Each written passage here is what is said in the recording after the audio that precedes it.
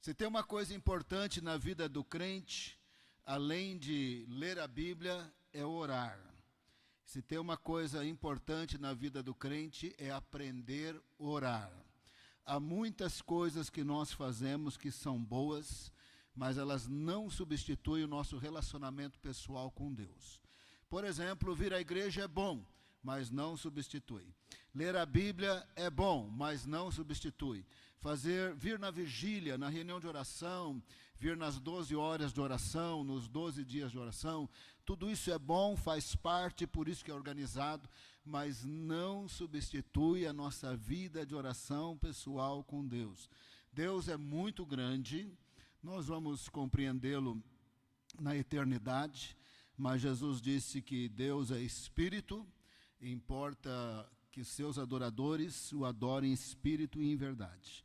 É um espírito que não tem limite, ele criou os céus e a terra, o Deus da Bíblia criou os céus e a terra, ele está aqui nesse momento, e a gente não consegue tocá-lo, porque ele não faz parte da coisa que ele criou. Ele não é aquilo que ele criou, ele não é a pedra, ele não é a madeira, ele não é o mármore, ele não é o gesso, ele não é nada do que ele criou, mas ele está aqui, mas nós não conseguimos tocá-lo, porque ele não é dessa realidade, mas ele sabe tudo sobre nós, inclusive nossos nomes, o que nós pensamos, o que nós vamos pensar. Nós estamos falando de um grande Deus. Falando desse grande Deus, Paulo em Atenas, pregando para os gregos, ele disse, era como se tateando nós pudéssemos tocá-lo, de tão próximo que ele está, mas nós não conseguimos tocá-lo, porque ele não é dessa realidade, ele é imanente, ele está presente, mas ele é transcendente, porque ele é de outra realidade, mas ele está aqui de uma maneira branda. Porque se o Senhor manifestar o seu poder e glória, cai todo mundo aqui no chão, e se ele manifestar mais ainda, a gente cai morto. Por isso que Moisés falou que queria ver a glória de Deus. O Senhor disse para Moisés, se você vir a minha glória, você vai morrer. Mas permitiu que ele visse alguma coisinha, botou ele atrás de uma pedra, passou assim, ele viu alguma coisa, e arrebatado em espírito, poderemos ser elevados às regiões celestiais, aí é diferente, mas aqui nessa carne e osso aqui, com o nosso pecado habitando em nós, isso não é possível, mas Deus não está longe de nós. E tem uma coisa muito maravilhosa, qualquer um pode ter relacionamento com Deus que tenha recebido Jesus. Olha, não é o privilégio do rico, do pobre, do preso, do livre. Qualquer um pode aprender a orar e ter um relacionamento pessoal com Deus. Qualquer um pode ter experiências sobrenaturais com Deus. Qualquer um, ao buscar a Deus, num determinado momento, Deus poderá se revelar para que ele perceba que Deus estava ouvindo a oração. Isso não depende de dinheiro, não depende de nada, depende de querer. Algumas coisas do meio evangélico, os grandes eventos, você tem que ter um certo dinheiro, o ingresso custa R$50, põe o carro no estacionamento, come um lanche ali, quando viu gastou 200. Mas de repente eu não estou com esses 200. Mas orar é grátis, que nem esses folhetos aqui, orar é grátis. Qualquer um pode ter um relacionamento com Deus. Deus não faz acepção de pessoas. Eu estudei mais, eu estudei menos, eu ganho mais, eu pude comprar um carro, não pude comprar, não importa. Qualquer um pode ter um relacionamento com Deus, e ele pode se alegrar nesse relacionamento. O que ele espera é sinceridade, integridade, no bom sentido de sinceridade, arrependimento de pecados, um espírito abatido por causa das coisas erradas que está arrependido, um coração quebrantado porque não quer o mal na sua vida. Deus não faz acepção de pessoas, qualquer um pode ter um relacionamento com ele. É possível que alguém seja pastor, é possível que alguém tenha título, é possível que alguém organize grandes eventos, pastoreie uma igreja, tenha o título de missionário e não tem uma vida pessoal de oração. É possível que uma pessoa muito mais simples, sem título nenhum, sem estudo nenhum, tenha uma vida de oração e experiências com Deus, porque Deus tem critérios diferentes. Se você ler a Bíblia, aprender a orar e buscar a Deus, você terá um relacionamento pessoal com Deus. Aprendamos a orar com Jesus. Jesus, ele é totalmente singular. Nós vamos aprender com ele, mas tem uma diferença de Jesus e nós. Jesus é uma das pessoas da Trindade. Deus é Pai, Filho e Espírito Santo. Ele limitou-se no tempo e no espaço para morrer por nós, mas ele continuou conectado com o Pai e com o Espírito Santo. De tal maneira que ele foi gerado em Maria pelo Espírito Santo, de tal maneira que ele tinha muito relacionamento nessa realidade da Trindade. E quando chegou a hora de iniciar o ministério, ele foi ungido pelo Espírito Santo ali no batismo, e ele deixou bem claro dessa conexão com as outras duas pessoas da Trindade. Ele disse em João 5, eu não faço nada que eu não vejo o meu Pai fazendo. Mas ele é uma das pessoas da Trindade. Ele disse, o Pai ressuscita e vivifica os mortos, o Filho também. O Pai tem vida em si mesmo, o Filho também, porque ele tem a mesma divindade do Pai e do Espírito Santo. Então ele deixou bem claro que ele tinha conexão total com o Pai. Mas ele deixou claro que ele estava na conexão total com o Espírito Santo. Em Mateus 12 ele disse, se eu expulso o demônio pelo Espírito Santo é porque o reino de Deus chegou. Então Jesus é totalmente singular, porque ele é um com o Pai e o Espírito Santo, ele não tinha pecado, não tinha como uma pessoa ser mais santa do que Jesus, mais poderosa do que Jesus, mais ungido do que Jesus. Ainda assim Jesus orava, ainda assim ele gastava tempo em oração, e ele nos ensinou por palavras e por exemplo que nós também temos que orar. Nós estamos num nível bem abaixo de Jesus, mas se nós começarmos a andar com Deus numa vida pessoal de oração, ele vai andar conosco.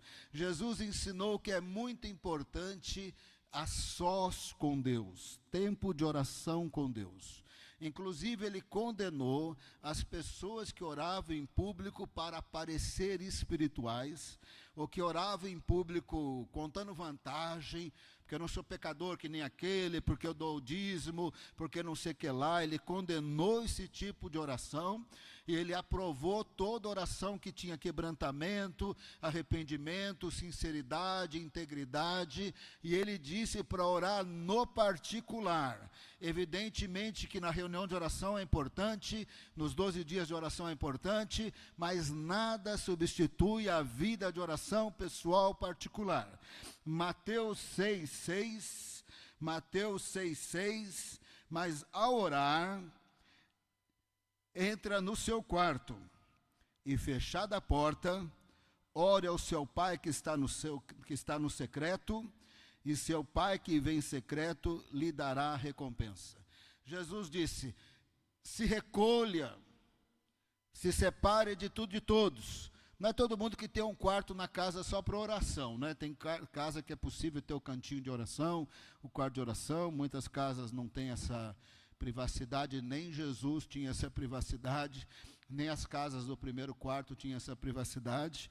Mas o que ele estava dizendo é, se separe, se isole para orar, e você orará ao Pai. Esse é o nosso último ponto, não vamos gastar tempo agora.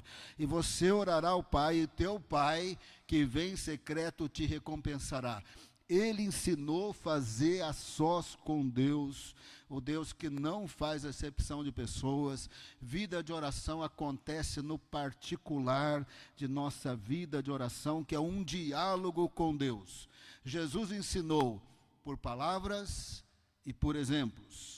Marcos 1:35, no dia seguinte, bem de madrugada, Jesus levantou-se e foi a um lugar deserto para orar ali. Ora, claro que era bom orar com os discípulos.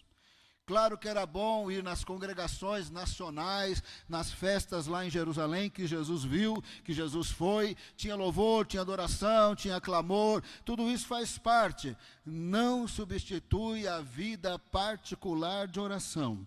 Jesus levantou de madrugada inúmeras vezes, deixou os 12 para lá, onde quer que eles estivessem, foi para um lugar orar e orou. Às vezes ele orou a noite toda, às vezes ele orou várias horas, várias vezes ele se isolou. O ponto importante aqui é se isolar. Quando orar, você entra no quarto fechada a porta. Se não dá para orar no quarto, vai orar 8 cantos. Arruma outro canto, arruma um lugar. Aqui na igreja tem uma sala de oração. De repente tem gente durante o dia, eu quero ir orar. Tem uma sala de oração no Vale da Bênção. Arruma um canto para orar. Eu orava muito e ainda oro quando possível. Eu gosto de orar andando pelas ruas, fiz isso muito em São Paulo, fiz na Inglaterra, para todo canto. Gosto muito de orar andando e Deus ouve, e a gente tem experiência com Deus, a gente sente a presença de Deus. O ponto aqui é o isolar, é o particular, é o pessoal. Reunião de oração é importante, vigília é importante, 12 dias de oração é importante, 12 horas de oração é importante, mas nada substitui esse particular com Deus e crescer no relacionamento pessoal. Quem tem relacionamentos pessoal com Deus é diferente. Você convida o pastor para pregar, ele tem vida de oração, sobe aqui no púlpito, é diferente. Você chamou não sei quem para pregar, ele quase não ora, é diferente para pior. É diferente quando a pessoa gasta tempo com Deus e tem relacionamento com Deus. Lucas 5,16. Mas ele se retirava para os desertos e ali orava, era uma prática de Jesus. Ele se retirava para os desertos, para os lugares que ele podia ficar sós, porque não tinha casa com quarto para Jesus. Quando ele estava em Jerusalém, principalmente no fim de sua vida ali, do período aqui na terra, ele ficava próximo da casa de Lázaro, Marta e Maria, que estava ali em Betânia, que mais ou menos próximo ali do Monte das Oliveiras, que vamos chamar desse elevado comprido, não é propriamente um monte assim, esse elevado comprido, o Monte das Oliveiras, a casa de Lázaro, Marta e Maria não estava longe, dava logística para eles tomarem banho, alguma coisa assim. Na hora de passar a noite, todo mundo no Getsêmani, dormindo ao ar livre, e ali no Getsêmani a gente tem aquele momento que ele se isola. Pai, se possível, afasta de mim esse cálice. Nós vamos ter vários exemplos de que Jesus se retirava para os desertos para orar. Mateus 14, 23. Depois de despedir a multidão, Jesus subiu sozinho para o monte a fim de orar. Sabe aquele momento?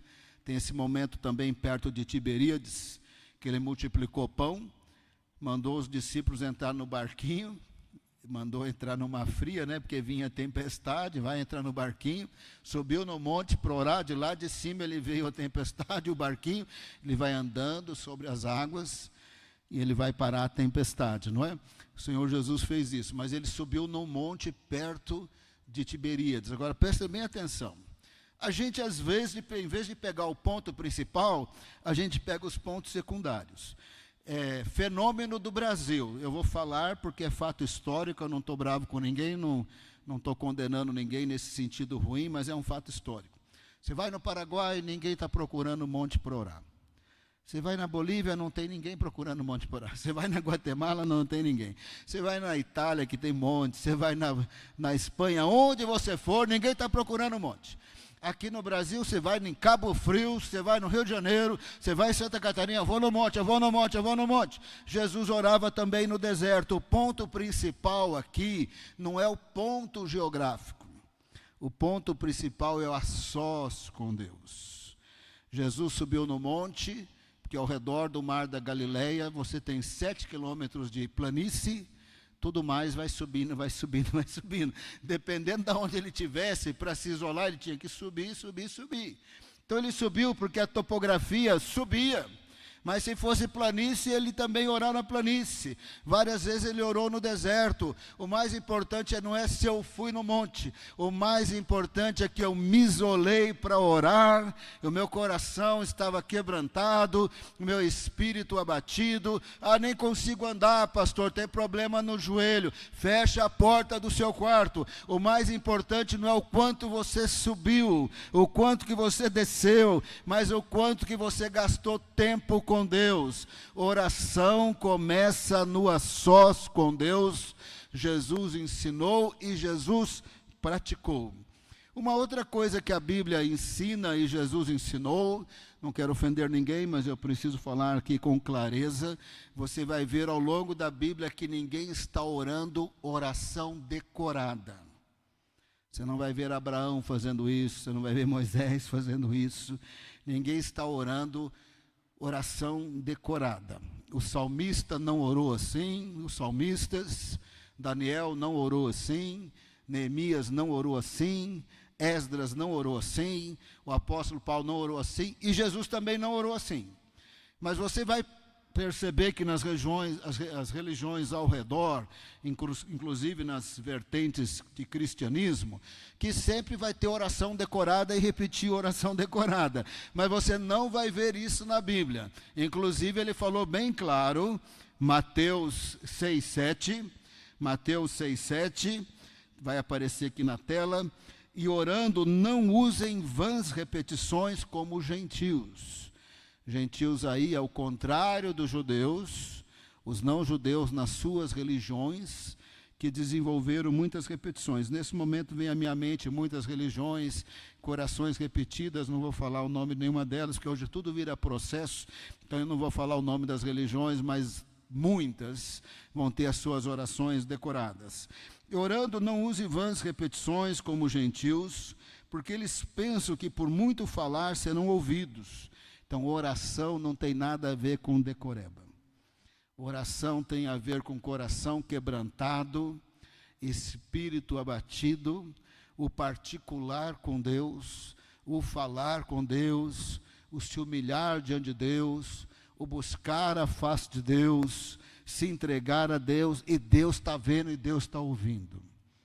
Na minha adolescência eu tive várias experiências assim, que eu me converti na rua de casa e eu vim de uma igreja hiper tradicional, que ninguém levantava a voz para gritar nada, de uma pequena igreja que ninguém era crente. Eu não me converti naquela igreja, eu me converti num acampamento para adolescentes. Eu não fui discipulado, nada, é uma longa história. Eu achei muitos livros para comprar, os livros me ajudaram, lendo vários livros, eu percebi que tinha igrejas e tinha crentes, e que pelos testemunhos nos livros, aquelas pessoas conheciam Jesus como eu tinha conhecido. E eu passei a orar a Deus pedindo uma igreja, por causa do meu jeitão, né? Fui convertido onde eu fui, né? Estava fora de igreja, não sei o quê. A igreja que eu frequentava só tinha 2 famílias, eles não eram realmente crentes. E eu fui orando, pelas ruas eu orava. Numa certa ocasião alguém me convidou para ir numa igreja em São Paulo, que eu não vou falar o nome. Eu respondi meio atravessado, acho que eu tinha uns 17 anos, eu respondi mais ou menos que nem adolescente respondi bem atravessado, fiquei irado na hora por outros motivos, mas na mesma hora, aqui, sabe essa parte, o tronco, aconteceu só uma vez na vida, tremeu assim, tremeu muito rápido, impossível a gente fazer isso com essa parte do corpo, tremeu assim pelo sobrenatural de Deus, e de dentro de mim para fora subiu uma voz parecida que nem aquela do apóstolo Paulo, quando ele cai no chão em Atos 9, todo mundo viu a luz, todo mundo viu um sobrenatural, caíram no chão, talvez andando a pé ou de cavalo, não sabemos. Paulo viu uma luz indescritível, e aí Jesus falou com ele: Paulo, Saulo, por que me persegues? Foi parecido, se você estivesse do meu lado, você não ouviria a voz, porque em Atos 9 está escrito que os demais não ouviram a voz, mas foi muito sobrenatural. Essa voz disse, me perguntando assim: mas você não está me pedindo uma igreja? Aí eu parecia um maluco, né? Acabei de responder bem atravessado, com 17 anos, aí virei para a pessoa assim: eu vou na igreja assim.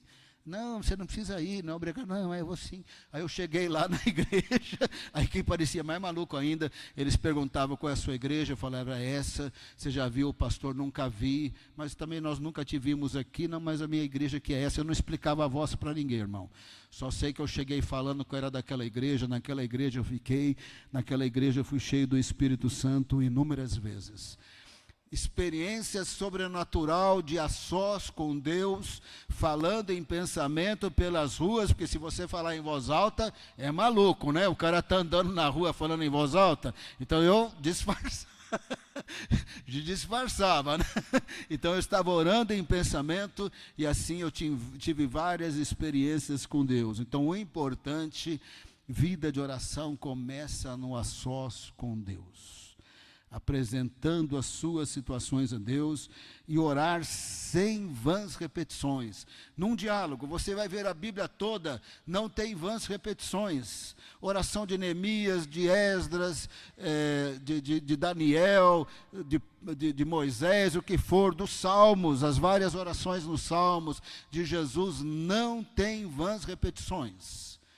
Nós pegamos o ensino que nós chamamos do Pai Nosso, e nós repetimos, mesmo nós evangélicos, iguais muitas outras correntes cristãs desde o primeiro século, quer sejam os maronitas no Líbano, quer sejam os coptas no Egito, quer sejam os católicos romanos, quer sejam os ortodoxos gregos, russos, sírios, armênios, quer sejam os cristãos do primeiro século na Etiópia ou na Índia. Por todo canto, nós pegamos o Pai Nosso e transformamos numa oração que a gente repete automática, até sem entender o significado daquele ensino de oração. Nós podemos decorar, nós podemos repetir com entendimento, e nós podemos também orar aquilo que foi ensinado por Jesus, que nós devemos orar, que é diferente de vãs repetições. Nós temos alguns exemplos de Jesus orando, e em nenhum momento você vai ver ele oração decorada. Mateus 11, 25. Mateus 11, 25. Por aquele tempo Jesus exclamou: graças te dou, ó Pai. Presta bem atenção, esse é o nosso último ponto. Tu, porém, quando orares, entra no teu quarto e, fechada a porta, orará a teu Pai. Esse é o nosso último ponto. Exemplo de Jesus orando sem vãs repetições. Graças te dou, ó Pai, Senhor do céu e da terra, porque escondestes estas coisas dos sábios instruídos e as revelastes aos pequeninos. O contexto aqui é que a população de Corazim, Betsaida, Cafarnaum, que estavam vendo os milagres espetaculares de Jesus, o rejeitavam de maneira geral. Aí, num dado momento, ele exclamou: graças te dou, ó Pai, porque revelaste não aos sábios, entendidos, instruídos, mas aos pequeninos. Não é oração decorada, é uma exclamação, é uma declaração a Deus Pai. João 12, 28. Pai, outra vez Pai, glorifica o teu nome. Então veio uma voz do céu: eu já o glorifiquei e ainda o glorificarei. João 17 tem uma longa oração, vou ler só o verso 1. João 17, verso 1. Jesus levantou os olhos aos céus e disse: Pai. Não tem uma vez aqui que Jesus orou que ele não usou a palavra Pai. Não tem uma vez que ele falou: tu, porém, quando orares, entra no teu quarto, fechada a porta, ore ao teu Pai. Numa outra ocasião ele disse que vocês pedirem ao Pai em meu nome, ele ouvirá. Isso é bem forte no ensino de Jesus, mas esse é o nosso último ponto. Jesus levantou os olhos ao céu e disse: Pai, é chegada a hora. No ensino de Jesus, é a hora da crucificação. Ele está agora no cenáculo, ele vai para o Getsêmani, ele vai ser preso.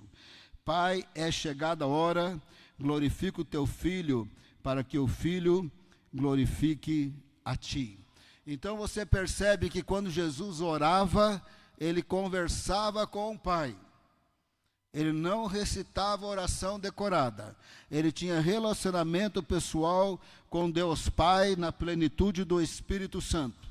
Mas nesse contexto, exatamente de Mateus, do Sermão da Montanha, num dado momento, já que ele está falando: tu, porém, quando orares, faça isso, não use vãs repetições. Aí os apóstolos, que não eram bobos, falaram: está na hora de perguntar, ensina-nos a orar.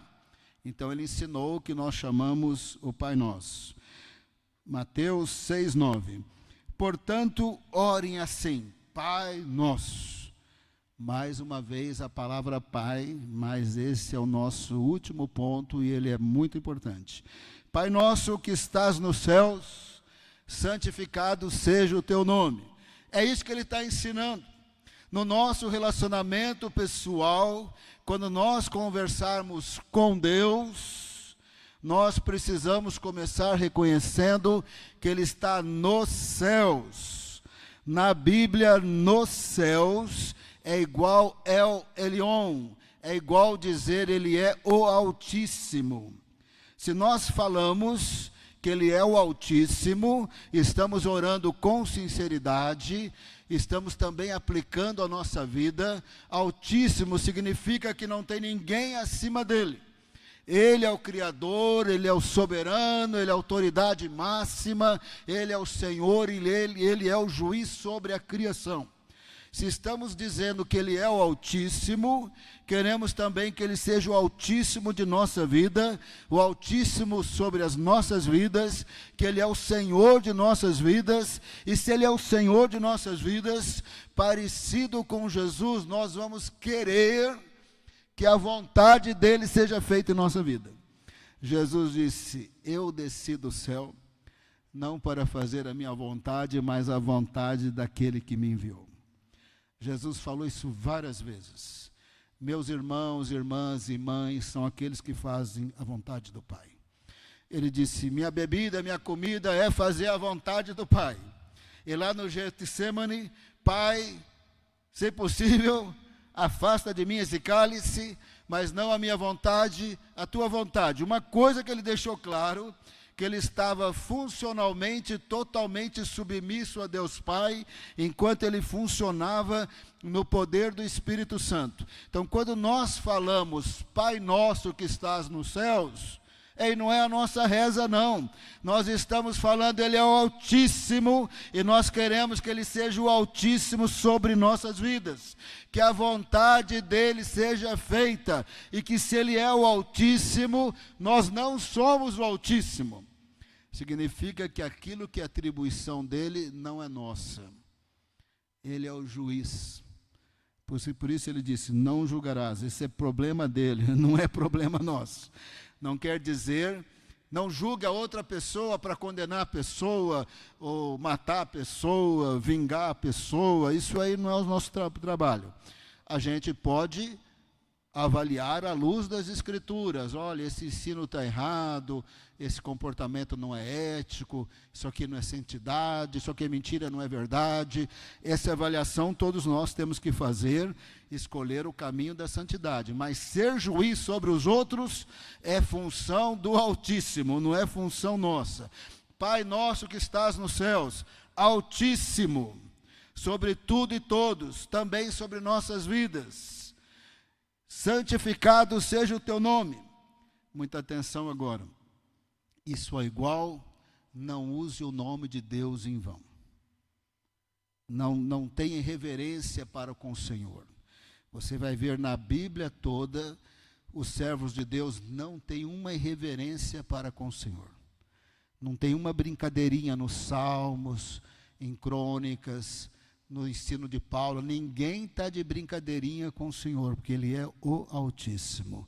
Não use o nome do Senhor em vão. Não seja irreverente para com o Senhor.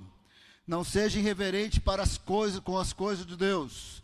Não seja irreverente com as Escrituras. Nós estamos nos dias das redes sociais, dos humoristas evangélicos, e às vezes naquela ceninha que é uma piada representada para no final daquele vídeo você achar engraçado. Eu tenho dó deles, porque eles estão sem conhecimento bíblico fazendo bobagem, porque eles fazem piadinha fingindo que está orando, mas não está orando. Deus, Senhor, meu Pai, mas não estão orando, eles estão fazendo ceninha de humor.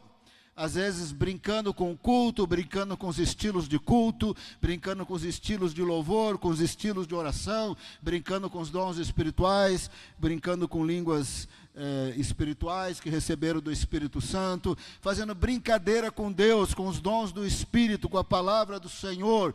Pai nosso que estás no céu, santificado seja o teu nome. É igual que o Senhor é o Altíssimo, e eu não serei irreverente com o Senhor, com a palavra, com o Espírito. Nenhum momento tem reverência na Bíblia com Deus.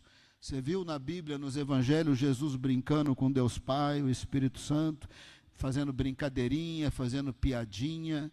Nenhum momento ele brincou com as coisas de Deus, com a palavra de Deus. Se nós orarmos o Pai Nosso e não rezarmos o Pai Nosso, porque nós evangélicos também decoramos e recitamos automaticamente, nós estaremos orando para não brincar com Deus e com as coisas de Deus quando nós falarmos: santificado seja o teu nome.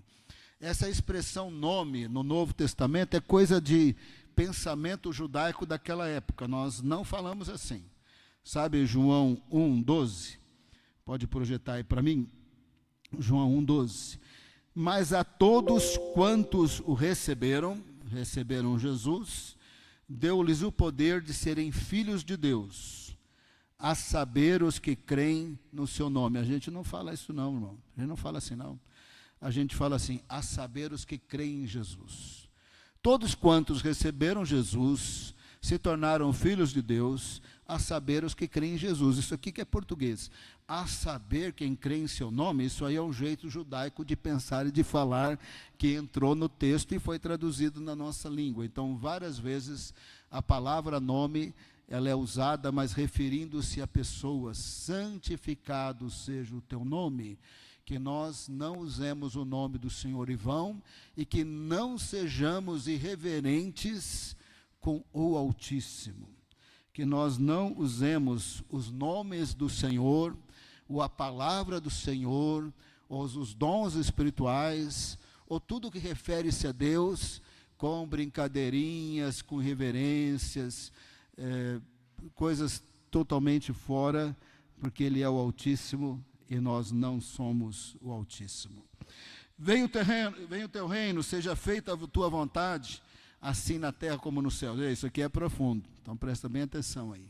Venha o teu reino, não está no vácuo. Venha o teu reino, não tem vácuo aqui. Deus prometeu que Jesus se tornaria homem, da tribo de Judá, da família de Davi, para ser o herdeiro eterno do trono de Davi. Deus prometeu para Davi que a dinastia de reis de Davi nunca acabaria, e ela nunca acaba em Jesus. Deus prometeu que quando ele se tornasse homem, estaria se tornando homem o Deus forte, o Pai da eternidade, o príncipe da paz. Estaria se tornando homem aquele que é Emmanuel, Deus conosco, quando se tornou homem, mesmo limitando-se no tempo e no espaço, mas tornando-se homem de uma mãe 100% humana, gerado em Maria 100% humana, ele se tornou 100% homem, 100% Deus encarnado, para morrer pelos nossos pecados. E ao ser herdeiro do trono de Davi, ele veio implementar um reino que vai crescendo, crescendo, até ter a sua plenitude na segunda vinda. Esse reino, segundo as profecias, é o de um rei eterno, de um reino eterno. Não é à toa que Jesus na Galileia começou a pregar: arrependam-se, é chegado a vocês o reino de Deus. Arrependam-se, é chegado a vocês o reino dos céus. Porque quem recebe Jesus, recebe o rei do reino. Quem recebe Jesus, recebe o Salvador do reino. Quem recebe Jesus, recebe o Senhor do reino. Quem recebe Jesus, recebe a porta das ovelhas, sai das trevas e entra na luz, sai do império das trevas e entra no reino de Deus. Quem recebe Jesus está salvo. Arrependam-se, é chegado a vocês o reino de Deus. E falando do reino, ele usou várias metáforas. O reino é que nem um fermento, pouquinha coisa, né? Mas leveda toda a massa. Na linguagem figurada, ele estava dizendo: vai chegar para todos os povos, línguas e nações. Numa outra ocasião, ele disse: é que nem a semente de mostarda, vai crescer, vai atingir todos os povos e nações. No sonho dado a Nabucodonosor, em Daniel 2, ele é a pedra que vem do céu, bate nos pés da estátua, esmigalha a estátua inteira, e aí a pedra vai crescendo, crescendo e enche toda a terra. E no ensino de Jesus, o seu evangelho vai atingir todos os povos, e na segunda vinda vai subjugar todos os reinos da terra. Então, venha o teu reino, É a mesma coisa que orar: Senhor, que o Evangelho seja pregado em todos os povos, línguas e nações.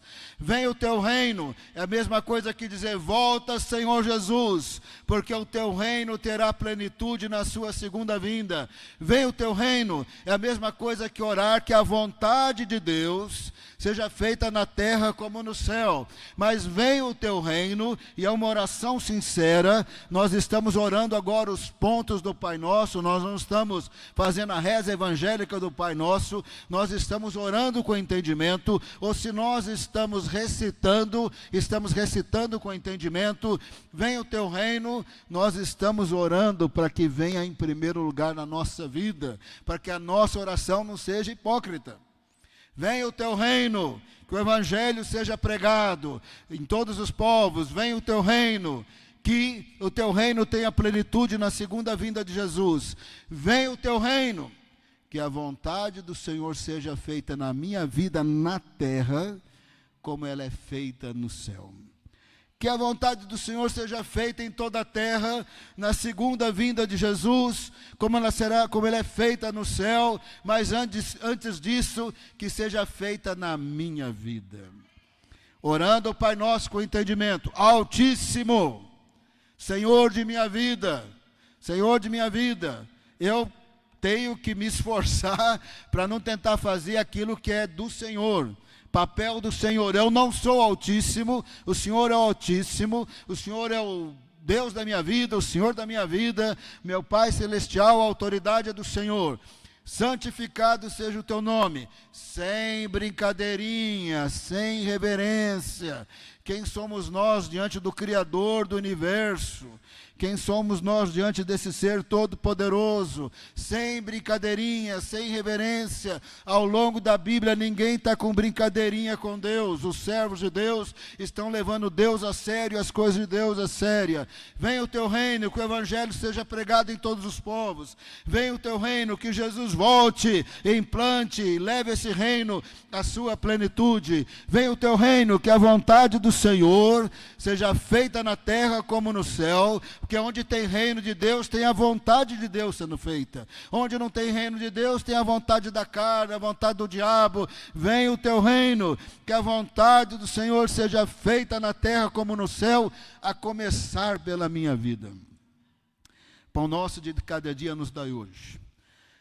Esse é o reconhecimento que tudo vem de Deus. Nós existimos por causa dele. Nós temos vida física por causa dele. E nós recebemos vida eterna em Jesus por causa dele. Se tem chuva é por causa dele, se tem alimento é por causa dele, tudo vem dele. Pão nosso de cada dia nos dai hoje. Paulo pregando lá em Atenas para os gregos que eram idólatras, Atos 17, Atenas estava lotada das imagens de Zeus, Afrodite, Apolo. Levaram ele para pregar no Areópago. Ele disse: olha, eu vim falar aqui do Deus desconhecido. Ele é o Criador dos céus e da terra. É por causa dele que tem as estações. É por causa dele que tem alimentação. É por causa dele que tem tudo que vocês estão vendo. Ele disse: dele vem a vida e a respiração. Aí ele disse também: olha, ele não está longe, é como se tateando pudéssemos tocá-lo, mas ele não é nada do que vocês estão vendo. Ele não é o gesso, o ferro, o bronze, não tem nada a ver com essas divindades, não tem nada a ver com essas imagens. Ele é outro tipo de ser. Nele nós vivemos, nos movemos e existimos, tudo vem dele. Pão nosso de cada dia nos dai hoje. Obrigado pela existência, obrigado pela vida física, obrigado pela vida eterna, obrigado pelo emprego, obrigado pelo alimento, obrigado pela respiração, porque do Senhor vem a vida, vem a respiração, vem tudo. Obrigado por tudo que eu sou, por tudo que eu tenho. Obrigado pela Bíblia, obrigado pelo Espírito Santo, obrigado pela palavra do Senhor. Tudo vem do Senhor. Pão nosso de cada dia nos dai hoje. Vem uma parte difícil aqui, mas difícil para nós vivermos. Mateus 6,12. Perdoa as nossas dívidas, assim como nós perdoamos aos nossos devedores. Isso aqui é linguagem figurada. Jesus não estava ensinando pedir perdão de finanças, Perdoa as nossas dívidas é igual, perdoa as minhas ofensas, como eu tenho ofendido o Senhor e a tua santidade, assim como eu perdoo aqueles que me ofenderam. Então, perdoa os meus pecados, assim como eu perdoo aqueles que pecaram contra mim. Nós estamos falando aqui de orar ao Pai Nosso. Nós estamos aprendendo a orar com Jesus, não é? Se isolem, nem usem vãs repetições, orem esses pontos principais, mas ele também orou por muitas outras coisas, então a gente também pode orar por outras coisas, mas isso aqui é forte. Assim como, não pode ser mentiroso, né? Perdoa os meus pecados, assim como, mas se eu não estiver perdoando, então virou uma reza. Mas o assim como é duro, irmãos, eu estou falando de dureza aqui. No ensino de Jesus, nós somos perdoados pela graça de Deus, e Ele espera que nós sejamos perdoadores e misericordiosos, mesmo que seja muito além do nosso entendimento. É isso que Ele está esperando de nós, porque o Altíssimo é o juiz e não nós. Então Ele quer que nós sejamos misericordiosos e graciosos. Não quer dizer que a injustiça virou justiça, ou que a violência deixou de ser violência, ou que o abuso deixou de ser abuso, não quer dizer isso. Mas quer dizer que Ele é o juiz, Ele é o Altíssimo, e não nós. Significa também que Ele vai desejar que aquela pessoa também se arrependa, mas se tiver que julgar, é Ele que julga. Então, assim como não pode ser hipócrita. Perdoa as minhas ofensas, assim como eu perdoo, não pode ser hipócrita. Perdoa meus pecados, assim como não pode ser hipócrita. Mas nós não estamos falando de coisa fácil aqui, nós estamos falando de coisa difícil. Se a gente tivesse na Segunda Guerra Mundial, e se a gente tivesse lá na Segunda Guerra Mundial, e a gente tivesse, nossa família tivesse ido para a câmara de gás, e então a gente ficamos vivos e recebemos Jesus, e na hora de oração a gente ia orar, perdoa as minhas dívidas, assim como eu perdoo os meus devedores, eu teria que dizer para Deus, perdoa os meus pecados, assim como eu perdoo aqueles nazistas que exterminaram a minha família. Isso aqui é forte. Você deve ter visto nos jornais, nesses dias, aquela mulher francesa que o marido a dopava, saiu em todos os jornais, entrava nos sites assim para prostituição, encontrava uns homens que vinham e estupravam ela dopada. Isso foi feito durante muitas décadas, saiu em todos os jornais. Quem viu, levanta a mão. Saiu em todos os jornais. Aí ele deve ter filmado, eu não sei como que isso veio à tona, mas eles foram julgados e condenados. Achei que as sentenças foram poucas, 10 anos, 20 anos, porque é maldade de muitas décadas, né? Mas se essa mulher receber Jesus, perdoa os meus pecados, assim como eu perdoo o meu ex-marido, os dezenas de estupradores, que enquanto eu estava dopada, me estupraram durante várias décadas. O assim como não pode ser hipócrita. Mas eu não estou dizendo que é fácil, mas eu estou dizendo que é isso que o Senhor espera de nós. E se nós acharmos que é difícil, e eu estou dando os exemplos difíceis, porque eu acho que é difícil. Tem hora que me ofendem de um jeito, ou me traem de um jeito, mas que sobe uma raiva aqui lá de Adão, sabe? Não é de Jesus Cristo. Sobe uma raiva de Adão, que eu já mato essa pessoa não sei quantas vezes dentro de mim, eu enforco essa pessoa não sei quantas vezes dentro de mim, e o Espírito Santo fala para mim, olha, é para perdoar 70 vezes 7. Eu falei, mas Senhor, mas eu já matei, Senhor, não dá nem para perdoar, porque já está mortinho já, não dá, acabou, Senhor. De tanta raiva que a gente fica de certas ocasiões, mas é para perdoar 70 vezes 7. Nessa hora, eu aprendi a vencer orando ao Espírito Santo. Falei, Espírito Santo, eu não fui deixado órfão, mas eu estou consumido pela ira. E Tiago disse que a ira humana não produz a justiça de Deus. Eu estou com tanta raiva, eu tenho certeza que eu não estou fazendo justiça nenhuma aqui. E tem mais, eu não sou o Altíssimo, quem tem que julgar é Ele, não sou eu. Mas eu estou com uma dificuldade tão grande, então eu estou perdoando essa pessoa, enquanto eu estou sendo aqui consumido pela ira, mas eu estou tomando a decisão de perdoar, e eu vou ser liberto de toda mágoa, ressentimento, com a ajuda do Senhor, e eu vou confirmar esse perdão 800.000 vezes, se for o caso, no dia seguinte, até que aquilo não tem mais mágoa e não tem mais ressentimento. É um processo. Perdoar dessas coisas graves não é rápido, é um processo. Você tem que tomar a decisão e verbalizar todo dia: eu perdoo porque é a Bíblia, porque é a vontade de Deus, porque eu não sou altíssimo, porque eu não sou o juiz, e porque eu também fui perdoado pela graça e ajudado pelo Senhor, eu vou conseguir. Eu não vou ficar com essa mágoa, esse ressentimento, porque a mágoa e o ressentimento vai me destruir, eu não vou ficar. E quem tem que resolver isso aí lá no tribunal é Deus, não sou eu. É Deus que vai resolver. E ainda bem que Ele espera que nós sejamos misericordiosos, porque Ele é misericordioso conosco. Ele não abaixou o nível. Jesus disse: pela medida com que você medir, você será medido. Então nessa hora eu lembro assim: Senhor, mas estou com uma reguinha tão pequena aqui para medir, mas se o Senhor pegar essa reguinha para mim aqui, eu não entro no paraíso. Senhor, misericórdia, Senhor. Misericórdia, não é? Essa é uma coisa importante de orar, orar assim, para Deus te capacitar. Perdoa os meus pecados assim como, pedindo a ajuda do Senhor, porque as consequências são sérias. Por exemplo, Mateus 6, 14 e 15. Mateus 6, 14 e 15. Está no mesmo capítulo, hein? Porque se perdoarem aos outros as ofensas deles, também o Pai de vocês que está no céu perdoará a vocês. Se, porém, não perdoarem aos outros as ofensas deles, também o Pai de vocês não perdoará as ofensas de vocês. O negócio aqui é duro, eu falei que o assunto é sério. Mas Jesus ensinou a orar. Quando você orar, peça perdão dos seus pecados. Quando você estiver pedindo perdão dos seus pecados, perdoa aquele que te ofendeu, aquele que pecou contra você, seja lá que nível for.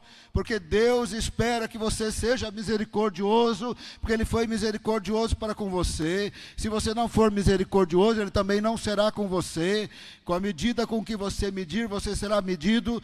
Tem uma medida bem larga de perdão, de misericórdia, porque o Senhor será justo contra aquele e contra nós também. E nós, ao decidirmos perdoar, estamos dizendo: a mágoa não vai me destruir, o ressentimento não vai me destruir, a desobediência não vai me destruir. Eu fui salvo pela graça, Deus quer que eu seja gracioso, e eu vou vencer com o Espírito Santo, e que Deus tenha misericórdia, que aquela pessoa se arrependa. Mas se tiver que julgar, é Deus que vai julgar. Ele é o Altíssimo, eu não sou o Altíssimo. É assim que nós vamos orar o Pai Nosso, não só rezar o Pai Nosso. Amém? Então nós chegamos no ponto agora, que eu não me perdi nas minhas folhas aqui. O próximo ponto é: não nos deixe cair em tentação, mas livra-nos do mal, pois teu reino, o poder e a glória para sempre. Não nos deixe cair em tentação. É daqueles momentos que o tradutor não sabe o que faz, porque as línguas, elas não são exatamente iguais. Se você traduzir mesa do português para o inglês, que vira table, aí é fácil. Table é mesa e mesa é mesa. E aí é fácil, porque é uma coisa concreta. Mas quando você vai traduzir assim, conceitos mais abstratos, às vezes não tem uma palavra lá exatamente igual. Por isso que tem as notas de rodapé nos livros, nas Bíblias de estudo.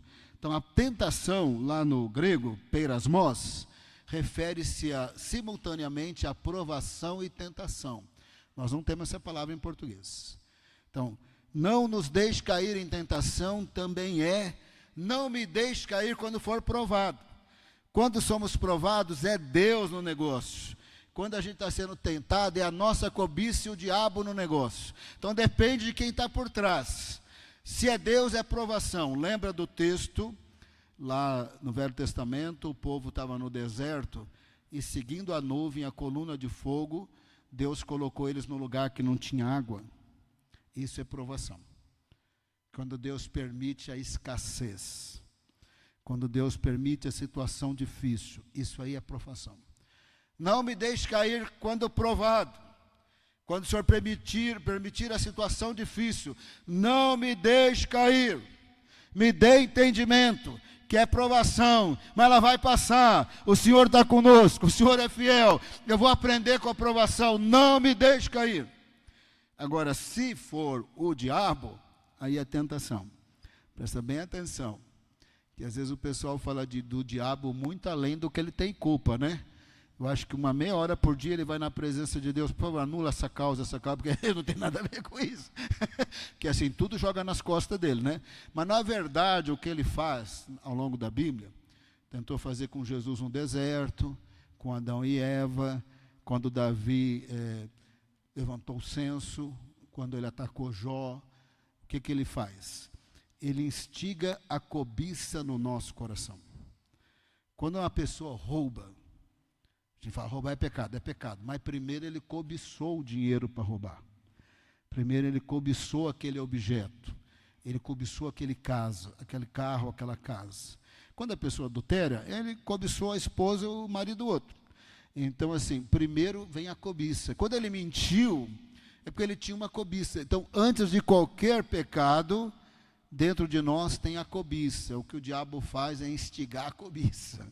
É isso que ele faz. Ele não faz nada além disso. Não fica jogando todos os problemas nas costas dele, porque ele tem que fazer um DR com Deus. Meu Senhor, anula essa causa, porque eu só tenho o meu problema. A minha especialidade é instigar a cobiça. Estão jogando nas minhas costas tudo quanto é problema. Minha especialidade é instigar a cobiça. Tiago 1,13. Ninguém ao ser tentado diga, sou tentado por Deus. Porque Deus não pode ser tentado pelo mal, Ele mesmo não tenta ninguém. Verso 14, ao contrário, cada um é tentado pela sua própria cobiça, quando esta o atrai e o seduz. Não me deixe cair em tentação. Peirasmos. Senhor, se provado pelo Senhor, que eu não murmure que nem o povo do deserto. Se o Senhor me colocar no lugar que não tem água, que tem muito problema e situação, que eu continue a sós com Deus, lendo a Bíblia, orando ao Senhor, esperando no Senhor, essa tempestade vai passar, um sentimento de paz vai invadir meu coração, de tranquilidade, eu vou conseguir. Não deixe cair quando provado pelo Senhor, nas situações que o Senhor permite. Mas também não me deixe cair em tentação, quando o diabo, sabendo que o pecado habita em mim, vem instigar para eu roubar, adulterar, mentir, competição, inveja, ciúmes, orgulho, seja lá o que for, não me deixe cair. Livra-me do mal que começa em primeiro lugar no meu coração, para que o diabo não venha instigar a coisa ruim que já está querendo arder dentro de mim. Não me deixe cair pela minha cobiça, não me deixe cair instigado pelo diabo, não me deixe cair diante da provação. É isso que é orar o Pai Nosso, irmão. Mas podemos decorar? Podemos, e podemos recitar com entendimento? Podemos. Mas é importante não recitar como tagarelice. Jesus ensinou a sós com Deus, não orar com vãs repetições. Ele ensinou a reconhecer que Deus é o Altíssimo, não podemos ser irreverentes nem com Ele, nem com nada de Deus, com a sua palavra, os dons espirituais. Não podemos ser irreverentes, Ele é o Altíssimo e nós somos um cisquinho, nós somos um nada diante dEle. Ele ensinou a orar pelo reino, porque o reino seja expandido e tenha plenitude na segunda vinda, mas que o reino esteja em nossa vida, que a vontade de Deus seja feita em nossa vida como é feita no céu. Isso é o reino de Deus. Ele ensinou a orar pelo pão nosso de cada dia, o trabalho, o emprego, o sustento, a venda, o trabalho, que nunca falte trabalho, mas que a gente reconheça que tudo vem dele. Ele também ensinou, é difícil, eu peço ajuda ao Espírito Santo, mas nós não podemos abaixar o nível. Perdoa os meus pecados, assim como tem que ser verdadeiro, senão é uma oração hipócrita. Assim como perdoa aquele que pecou contra mim, aquele que me deu uma raiva, que eu fiquei bem pecador, de tão pecador que eu fiquei. Mas a gente pede perdão, a gente perdoa, a gente confirma o perdão. Se for para fazer 1 milhão de vezes, vai, e vai pedindo a ajuda do Espírito Santo. Não deixa a mágoa, o ressentimento te destruir, mas de jeito nenhum. E não tenha suas orações impedidas, ou perdão de Deus impedido, porque você quer todo o perdão de Deus, mas não quer perdoar ninguém. Perdoa os meus pecados, assim como eu perdoo aqueles que pecaram contra mim. Tem que ser uma verdade espiritual em nossas vidas. Não nos deixe cair em tentação, quer seja a aprovação de Deus, quer seja o diabo instigando a cobiça, não nos deixe cair em tentação. Agora é o último ponto. O último ponto é demais. Jesus ensinou a orar ao Pai. A gente pode orar a Jesus? Pode. Quantos crentes, inclusive eu, diante de situações difíceis, a primeira palavra que me ocorreu foi gritar, Jesus! Eu lembro de um dia que eu estava numa Kombi, nos dias que existia Kombi, ali na Lapa, e tinha uma curva, mas um ônibus virou e veio de um jeito que parecia que ia pegar de frente a Kombi, e eu estava no banco da frente da Kombi, eu já tinha virado, eu não sei o que, olha, eu só sei como é que eu gritei, irmão, com toda a força do meu coração, Jesus! Quando eu vi o ônibus, zoom, e a Kombi ficou ilesa, mas pensa num susto que eu estou lembrando até hoje, quando eu lembro já estou assustado de novo, pensa num sustão. Então, quantos nós já tivemos experiência de clamar Jesus e Ele operar? A gente pode orar a Jesus. Acabei de falar aqui que quando a coisa está difícil, a cobiça está difícil, a ira está difícil, eu falo com o Espírito Santo, vai ser pelo poder do Senhor. Está lá em Romanos 8, se pelo Espírito eu mortificar os feitos do corpo, eu viverei. Está lá em Romanos 8, não seja guiado pela carne, seja guiado pelo Espírito, eu vou vencer com o Espírito Santo. Então, se a coisa complicar na área de santidade, a conversa é com o Espírito Santo. Podemos orar ao Pai, ao Filho e ao Espírito Santo, mas nós não podemos ignorar que Jesus orava ao Pai e nos ensinou a orar ao Pai. Pai nosso que estás no céu. Isso aqui é uma maravilha. Há vários nomes para Deus no Velho Testamento. Primeiro, El. É que em português tudo vira Deus, vira Senhor. Mas El significa Deus. Deus, a palavra pode ser usada para o Deus verdadeiro e pode ser usada para o falso. Também em português, a gente pode falar assim, o dinheiro é o Deus daquela pessoa, a mesma palavra. Ou pode falar, o Deus verdadeiro é o da Bíblia, é a mesma palavra. Também Paulo escreveu, o diabo é o Deus desse mundo. Então, El significa Deus. Dependendo do contexto, aplicado ao verdadeiro ou aquilo que não é verdadeiro. Eloá significa Deus, mesma coisa que El. Elohim é o plural de Eloá, significa literalmente deuses, aplicado aos deuses falsos.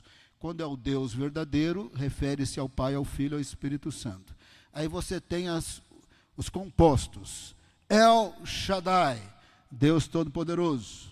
Aí você tem El Elyon, o Altíssimo.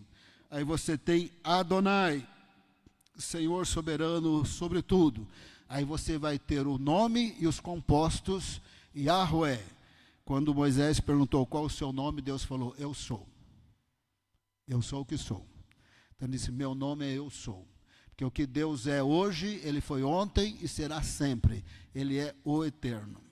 Ele é o eu sou. Esse é o nome dele. Aí vem os compostos. Os reformadores da reforma protestante pegaram o Yahweh, que os judeus não pronunciavam, botaram as consoantes de Adonai e virou Jeová. Está errado? Não está errado, mas eu não gosto. A gente pode inventar uma pronúncia e aplicar ao Deus verdadeiro, não tem nenhum problema. Porque isso aconteceu ao longo da história. Nós usamos a palavra Deus, ela não está no hebraico nem no grego. Deus era do latim. Referia-se a alguma divindade lá que possivelmente se aproximava ao Deus da Bíblia, mas não era o Deus da Bíblia. Então, na hora de referir-se a Deus em latim, do latim veio para o português, em espanhol virou Dios e assim vai, em italiano virou Dio e aí vai. Então, quer dizer, eles pegaram uma palavra existente. Quando você aplica ao Deus verdadeiro, está correto, mas também vai ter aplicações a Deus que não é Deus mesmo, né? Então, o Jeová foi essa inventada que os protestantes deram, né? Os reformadores colocaram as vogais de Adonai em Yahweh, virou Yahvé. Yahvé, ou Jeová, significa o eterno. Aí você vai ter os compostos. Jeová Jireh, o Senhor provará. Como eu não gosto de falar Jeová, porque os judeus falavam o eterno, eles não pronunciavam, eu prefiro falar o eterno Jireh, o Eterno proverá. Aí você tem os compostos, Jeová Rafá. Você pode falar Jeová, apesar da minha implicância, você pode falar porque está sendo aplicado ao Deus verdadeiro. Jeová Rafá, o Senhor que sara. Eu prefiro falar o Eterno que sara. Jeová Nissi, o Senhor é a minha bandeira, o meu estandarte, a minha proteção. Eu prefiro falar o Eterno é a minha bandeira. Jeová Shalom, o Senhor é a minha paz. Ou o Eterno é a minha paz. Jeová Tzidkenu, o Senhor é a minha justiça. E aí você vai ter Adonai, o Eterno e o Oteros compostos, El e o compostos, Eloá, são vários nomes de Deus. Se estivéssemos lendo a Bíblia no hebraico, toda vez que você vê referência ao Senhor, a Deus no hebraico, está usando um dos nomes de Deus. Aqui em português vira Senhor, vira Deus. Em inglês também é assim mesmo. Por exemplo, Daniel 9:3-4, eu olhei antes de pregar, só ali aparecem vários nomes. El, Eloá, Yahweh e El Shaddai. Essas são as palavras para Deus nas orações do Velho Testamento. Você quer saber? Eu gosto de usar todos esses nomes na minha oração. Eu gosto de usar. Mas Jesus falou, fala Pai. Então eu gosto de orar assim. Pai Celestial, meu Pai. Eu gosto de começar assim. Eu converso com meu Pai em nome de Jesus. Mas em algum momento eu falo que Ele é o Shaddai. Em algum momento eu falo que Ele é Adonai. Em algum momento Ele fala que Ele é eu falo que Ele é o Eterno. Que Ele provê, que Ele cura, que Ele sara, que Ele dá amor, misericórdia, vida eterna. E ao falarmos ao Pai em nome de Jesus, temos que lembrar que Pai, Filho e Espírito Santo estão totalmente conectados. Quando você está falando ao Pai, a Trindade toda está em ação, o Espírito Santo em você está em ação e Jesus está em ação. O Paulo escreveu em Romanos 8 que o Espírito Santo testifica no nosso espírito que nós somos filhos de Deus e por isso nós falamos Abba Pai. Você que é crente, na hora que você ora, não tem uma certeza interior lá que você é perdoado? Não tem uma certeza interior que você é filho de Deus? Quando você fala Pai, você não tem essa certeza? Eu tenho essa certeza interior. Romanos 8 diz que o Espírito testifica com o nosso espírito que nós somos filhos de Deus. Isso aqui é uma mudança total. Você não vai encontrar no Salmo ninguém orando falando Pai, no Velho Testamento inteiro ninguém falando Pai, mas aí Jesus falou, quando vocês orarem, vocês vão falar Pai Nosso. Quando vocês pedirem alguma coisa ao Pai em meu nome, Ele atenderá, evidentemente que deve estar alinhado com o plano de Deus, com a vontade de Deus. A gente precisa aprender a orar com o ensino de Jesus, referindo-se a Deus como Pai e orando em nome de Jesus. Não vai impedir de você falar Jesus na hora do perrengue, não vai impedir de você agradecer a Jesus que Ele morreu por você, não vai impedir de você falar com o Espírito Santo a hora que a cobiça está mais forte que a santidade, porque Ele vai nos ajudar, porque eles são pessoas, a gente pode falar com eles sem nenhum problema, mas Jesus falou, ore ao Pai. Então Jesus ensinou a orar a sós com Deus, aí começa a oração, orar sem vãs repetições, orar reconhecendo que Ele é o Altíssimo e nós não vamos ficar de brincadeirinha com Ele e nem vamos tentar tomar o lugar dEle, pela expansão do reino, pela segunda vinda e porque a vontade de Deus seja feita em nossa vida como no céu, porque isso seria o reino em nossas vidas. E também nos ensinou a orar pelo pão nosso, também nos ensinou a sermos perdoadores assim como somos perdoados, e também ensinou a orar para não cairmos nas provações ou nas tentações, ensinou a orar a Deus Pai. Ensinou a orar a Deus Pai. Um dia eu tive uma experiência muito sobrenatural, que eu já mencionei aqui, que eu orei durante 3 horas e 40 minutos, eu não vi, eu perdi a noção do tempo, eu fui totalmente envolvido na presença de Deus, e cada vez que eu falava Pai, porque eu era vindo daquela tradição cristã, que a gente usava mais Pai mesmo, porque está na Bíblia, mas Deus me dava uma medida de alegria. Deus foi me dando medidas de alegria, até que eu explodi em gargalhadas, em louvor, adoração, parecia só 20 minutos. Quando eu olhei no relógio, foram 3 horas e 40 minutos. Eu penso que Deus foi derramando de sua presença e glória até onde era possível, porque um pouco mais eu ia cair morto. Quando estava dando 3 horas e 40 minutos, mas eu perdi noção do tempo, parecia 15 minutos, me veio um temor. Eu falei para Deus, se o Senhor aumentar, eu morro, porque essa alegria aumentando, eu vou cair morto. Aí eu falei para Deus, quando eu explicar isso para os outros, ninguém vai saber o que é isso, que isso é uma coisa do céu, não é uma coisa da terra. Eu vou mencionar, mas ninguém vai saber o que é isso, porque você tem que estar envolto na glória de Deus para entender o que eu estou dizendo aqui. E quando eu mencionar isso, ninguém vai entender isso exatamente, mas eu sei o que é o céu. É um pouquinho mais disso tudo que eu estou recebendo, mas se eu receber um pouco mais, eu vou cair morto. Então eu disse para Deus, o Senhor sabe que se o Senhor não parar, eu vou morrer. Em pensamento, parou no mesmo segundo. E eu estou vivinho ainda, porque Deus não aumentou a glória dele. Naquele dia, ele foi me dando muita alegria cada vez que eu falava Pai, por alguma cura interior que Deus estava fazendo, a qual eu não consigo entender nem explicar. Mas eu não consigo entender os efeitos práticos. Eu sei que teve, mas eu não consigo ter consciência ao ponto de explicar. Evidentemente que eu perdi o pai com 7 anos e Deus estava me curando de alguma coisa ali. E evidentemente que eu fui perseverante, mesmo sem ter tido pai, em um lar muito desestruturado, mas tem a ver com o fato que Deus entrou na minha vida e algum dia Ele me fez saber que Ele é o meu pai. Eu ainda, como eu acabei de dizer para você, eu não sei avaliar isso. E eu acho que eu nem vivi plenamente tudo que eu deveria ter vivido até hoje, pelo fato que Ele é o meu pai.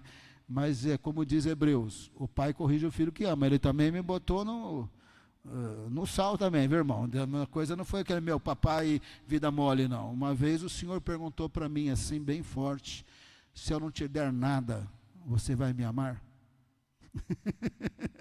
Todo mundo procura Deus para ganhar bênção, né? Ele falou, mas e se eu não te der nada? Absolutamente nada. Você vai me amar? Eu falei que ia. Então falei para Deus que se tem um que não pode reclamar sou eu, porque eu falei que ia amar se Ele não me desse nada. Mas irmãos, Ele é o mesmo para qualquer um. Ele me deu um monte de bênçãos. Eu tenho casa própria, eu tenho estudo, eu viajei o mundo. Se você puder imaginar, aconteceu na minha... Eu continuo recebendo bênçãos espetaculares da parte de Deus, mas eu quero dizer para você uma coisa, Ele me deu muito mais do que o nada, mas só que a conversa dele comigo é, e se eu não te der? Você me serve por circunstâncias ou por bênçãos, ou você me ama de todo o coração? Então, quando Deus tem os desertos, eu sempre falo para Deus, se tem um que não pode reclamar, sou eu, porque primeiro o Senhor já abençoou muito. Segundo, eu falei que se o Senhor não desse nada, não me ia dar nada. Eu não ia reclamar. Então, é uma coisa entre eu e Deus. Entre eu e Deus. E cada vez que eu me rendo, depois vem a vitória, depois vem a bênção, depois vem a abundância. Mas eu não posso reclamar, porque um dia o meu Pai Celestial, que disciplina os filhos que ama, está lá em Hebreus, se eu não me engano, 12, ele disse, se eu não te der nada, você vai me amar? Eu falei, eu vou amar o Senhor, vou amar o Senhor. Isso é fácil, irmão? Claro que não. Mas eu tenho um amigão, irmão, Espírito Santo de Deus, eu venço qualquer coisa com o Espírito Santo, qualquer inclinação do mal dentro de mim, qualquer coisa, eu já aprendi que é com o Espírito Santo. Eu não fui deixado órfão, Ele está comigo, eu acho que isso é uma coisa maravilhosa. Vamos terminar em oração, temos que orar pela campanha. Cadê a urna? Cadê o povo de oração? Cadê a pastora Hilda? A pastora Hilda também vai ministrar a ceia. Vamos ficar em pé, vamos orar pelos itens da campanha. Antes de eu orar pela campanha, vamos orar pela nossa vida de oração, né? Ora para Deus te agraciar e você tenha a sós com Deus. Ora para você não orar orações repetidas, religiosas mortas. Ora para você não rezar o Pai Nosso, mas você orar o Pai Nosso. Pode repetir o Pai Nosso numa recitação com entendimento, não como um papagaio. Você orar o Pai Nosso, Vamos orar? Todo mundo junto? Primeiro comece a orar pela sua vida de oração. Aí onde você está, ore pela sua vida de oração. Pode orar a meia voz, não precisa ser no silêncio total. Pode orar a meia voz. Pai Celestial, nós oramos pela nossa vida de oração. É tão fácil pregar, o difícil é viver. Senhor, nós oramos para que nós tenhamos a sós com nosso Pai Celestial. Nós oramos por a sós. Jesus ia para os desertos, ia para o monte, que nós possamos ter a sós com o Senhor, que nós não oremos orações repetitivas, vãs repetições, que nós tenhamos integridade, transparência, arrependimento de pecado, espírito abatido, coração quebrantado, que a nossa busca do Senhor, ela seja para valer, Senhor. Qualquer um pode ter intimidade com o Senhor, pode ser rico, pobre, não importa, qualquer um pode ter intimidade com o Senhor. Agracia-nos para termos essa intimidade com o Senhor, e nós queremos aprender a orar o Pai Nosso e não rezar o Pai Nosso. O Senhor é o Altíssimo de nossas vidas, não queremos ser irreverentes com o Senhor, queremos amar o Senhor e a Tua Palavra, e o cumprimento de que o reino crescerá e terá plenitude na segunda vinda de Jesus, e que nós queremos que o reino seja realidade, que a vontade do Senhor seja feita em nossa vida como no céu. Nós queremos reconhecer que o dom da vida vem do Senhor, o sustento vem do Senhor. Nós queremos ter coração quebrantado para perdoar aqueles que pecaram contra nós, enquanto o Senhor perdoa os nossos pecados. E nós oramos para não cairmos na provação da parte do Senhor e nem da tentação da parte do diabo instigando a cobiça em nós. E nós oramos, Senhor, para aprender que o Senhor é o nosso Pai Celestial. Nós podemos chamá-lo de El Shaddai, de Adonai, de El Elyon, podemos chamá-lo de Eterno, mas o Senhor quer que nós o chamemos de Pai, porque em Cristo Jesus nós nos tornamos teus filhos e filhas, e que nós não somos filhos mimados. O Senhor disciplina os filhos a quem o Senhor ama, mas nós queremos andar com o Senhor, ser corrigidos pelo Senhor, santificados pelo Espírito Santo, porque nós queremos, Senhor, ter o melhor do Senhor em nossas vidas, o poder do Senhor, a graça do Senhor, a misericórdia do Senhor. Pai amado, nós colocamos os pedidos desta urna. Senhor, aqui tem corações agoniados. Aqui tem pessoas que possivelmente colocaram: eu tenho depressão. Aqui tem pessoas que têm vivido tristeza de uma angústia que mora no coração. Aqui também tem tristeza de filhos que estão se perdendo, de casamentos que não encontraram a comunicação, o respeito correto. Aqui tem o desemprego, aqui tem a enfermidade, aqui tem a tristeza, aqui tem a dor, aqui tem a necessidade de emprego. Pai amado, nós colocamos na presença do Senhor, porque o Senhor disse que se os pais terrenos sabem dar boas coisas aos seus filhos, quanto mais o Senhor daria o Espírito Santo e o que for para os teus filhos, que somos nós. Por isso fazemos campanha de oração, porque a Bíblia diz que o Senhor responde oração. Por isso buscamos a tua face, porque o Senhor disse que perdoaria e ouviria e sararia a terra, e pode sarar as nossas vidas e sarar os nossos lares. Por isso escolhemos buscar a face do Senhor, porque nós precisamos do perdão, nós precisamos da cura, nós precisamos do emprego, nós precisamos de famílias curadas e transformadas, nós precisamos do milagre no casamento, na vida dos filhos, nós precisamos do milagre do Senhor nas nossas vidas, e nada vai impedir a bênção e o poder do Senhor. Por isso queremos nos humilhar debaixo da tua mão poderosa, e queremos nos deleitar no fato que o Senhor é o nosso Pai. Ensina-nos a orar ao Senhor, o chamando de Pai e nos deleitando que o Senhor é o nosso Pai. Renova, Senhor, a nossa vida espiritual, glorifica o Teu nome, batiza o Teu povo com o Espírito Santo, quantas vezes for necessária, visita o Teu povo com a Tua presença, com o Teu Espírito Santo, com a Tua glória, e usa o Teu povo para a honra e glória do nome de Jesus. Oramos em nome de Jesus. Amém.